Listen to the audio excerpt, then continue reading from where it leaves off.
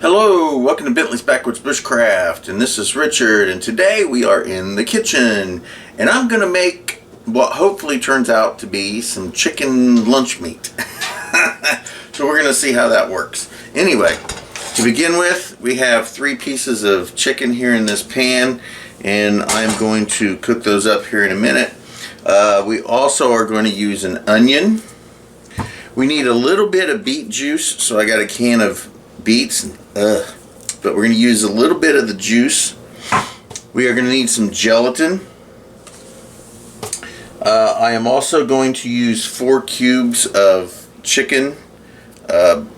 What are these things? Bouillon cubes. That's it, bouillon cubes. 4 of those. I'm going to have a handful of carrots and some salt. I'm going to add some garlic powder, some minced onions, and maybe a tad bit of ranch. I'm not 100% sure, but season to your liking. Let's see what else. Oh yeah, we're going to need some sort of food processor so you can grind all that stuff up. And you're also going to need a bottle like this.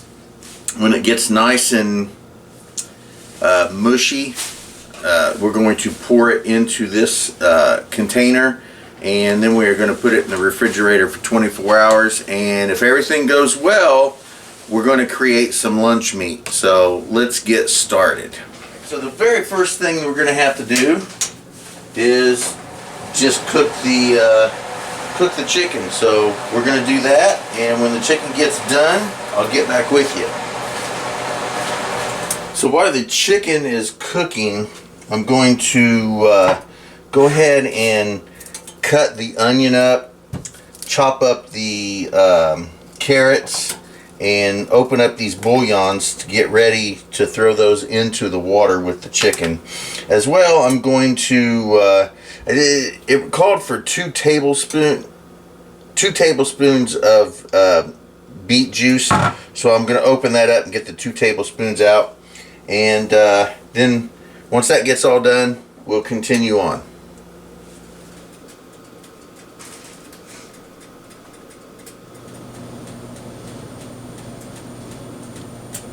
Alright, now we'll just take these cubes, the bouillon cubes, put them in here so that we can make a nice little broth, because we're going to use some of the broth in the lunch meat.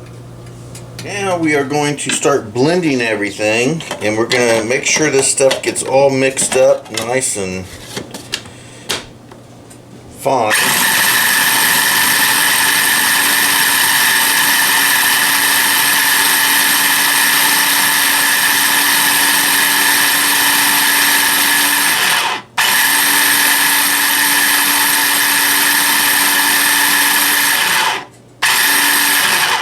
I don't have a blender, but I have a chopper, so we're going to have to do the chopper. So now we're going to add the carrots and onion. And again, this isn't going to be mushy as much as it's going to be a little more chunky than what the recipe calls for, but we use what we've got, right? Mix the chicken and the onions and carrots a little bit here. Get that kind of mixed up, and then we'll continue on.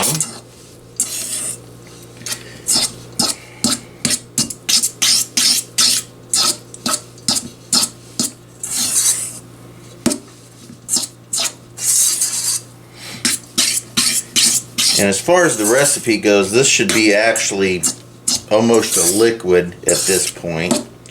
But we don't have a blender, do we? Like an actual blender, yeah. Like something to get this actually liquid? No, I don't have like okay, that's fine. Alright. Mixer, sorry. Yeah. Alright. So let's continue by getting 300 milliliters or 1.5 cups of the broth from this chicken. There's the broth, and what I'm going to do is I'm going to add my spices to the broth just to taste. I don't really measure anything when I cook, no matter what the recipe says. At least I try not to. I'm going to add just a pinch of this ranch. And a little bit of salt. There we go. So we have salt, some ranch, minced onions, and some garlic powder.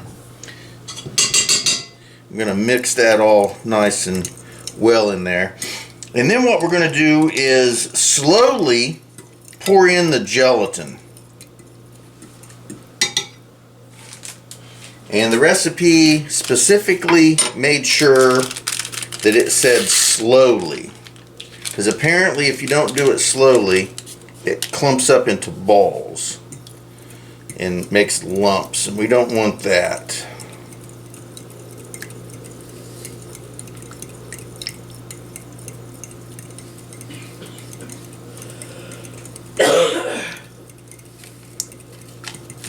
There's one of the packets. So the box came, I think it said, let me look here, 28 grams. I think the actual recipe called for 30 grams, but we do with what we've got, and this is all we got. So we're going with 28 grams of gelatin.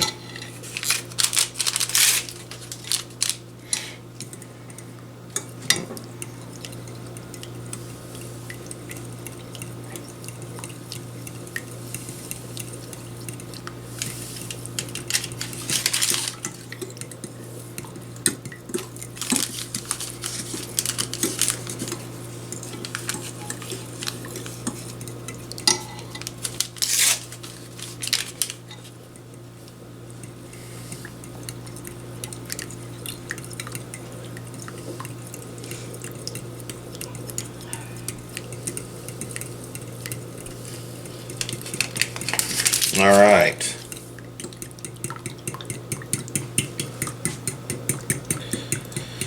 And then it calls for 2 tablespoons of beet juice. Oh, well, probably a little more than 2 tablespoons, but I think we'll live. And that is going to get mixed into the chicken and carrot and onion mix. And again, this should be much more of a paste than it actually is at this point, just because I couldn't grind everything into a liquid. But I don't mind thick and chunky meats anyway. I tend to like that sort of stuff anyway. My wife always complains that when I cook, I put stuff in too big of chunks. So what we're going to do, this is all mixed up. We are going to shove it into this container.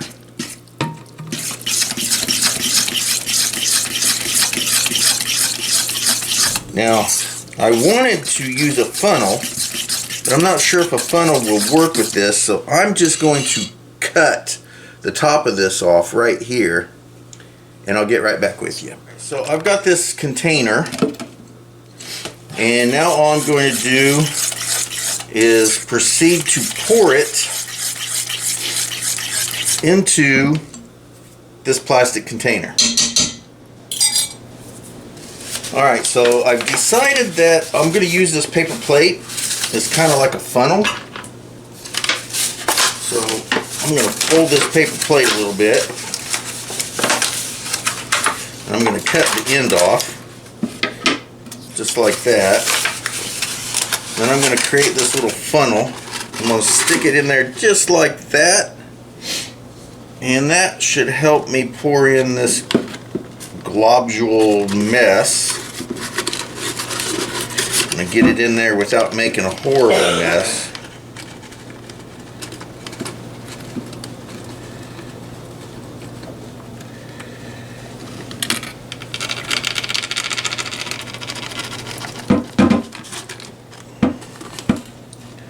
Yeah, that seems to be working pretty decently.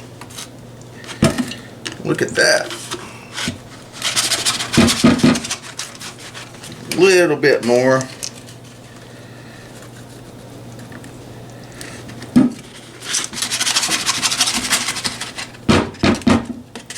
Alright, let's see if this last bit will fit in there. I don't know.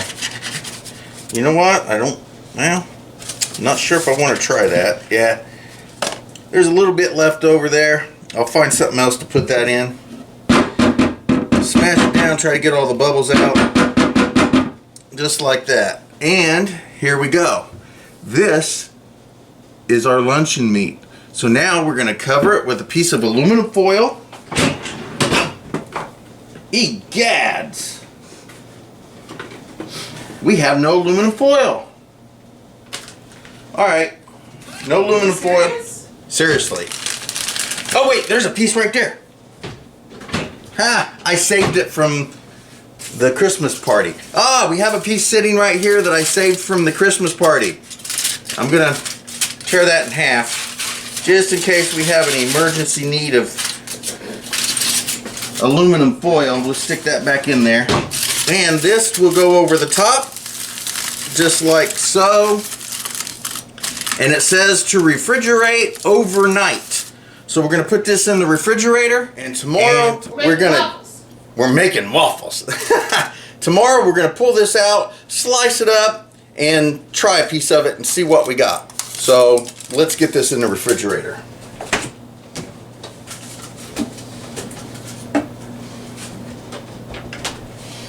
See you guys tomorrow.